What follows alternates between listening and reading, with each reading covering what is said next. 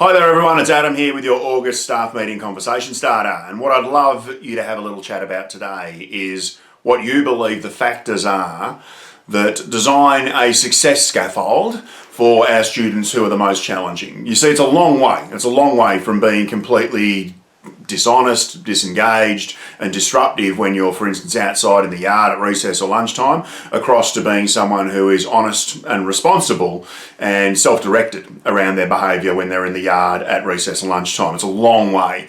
Yet sometimes what I contend we do is we pitch too far from this point to this point, such that our kids who we're trying to actually get some improvement with smell the impossibility.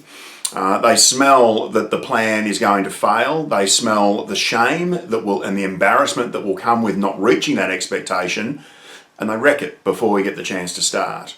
You see, I would contend that often our very first steps are pitched too far ahead. So if I were to ask you, what's the first step? What's the first thing you do with someone who is dishonest, disruptive and disengaged?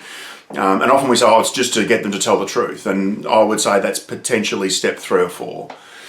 First step might be build some rapport with that kid, because what we're trying to do over maybe even a 12-month period, because it kind of sounds realistic, doesn't it, that to get them from point A to point B might be a 12-month journey. What we're trying to do is say, what would the first win look like? Not what would the first failure be, not what would the first high expectation impossible to be met be, but what would the first little win look like? And I think sometimes that we forget that we're looking to leverage relationship, we're looking to have relationship fuel the plan. So you need to spend some period of time actually investing in rapport.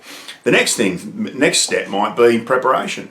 So it might just be that what you need to do is to actually, when the kid has done absolutely nothing wrong, sit down and plan with them, how will we tackle it when something does go wrong? A lot of anxiety, and a lot of people tell me that these students experience anxiety. A lot of anxiety is often triggered in young people and older people like us by the absence of a plan.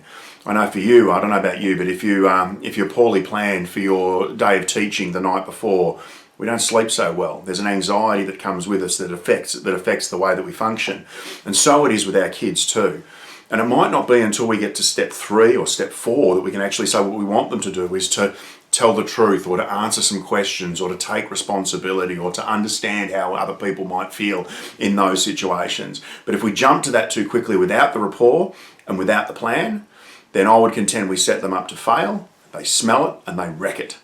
So what my question is for you is, have you adequately invested in rapport, and have you adequately prepared the plan for when things go wrong? Or are we pitching the first success point far too distantly into the future for our kids who most desperately need a little win?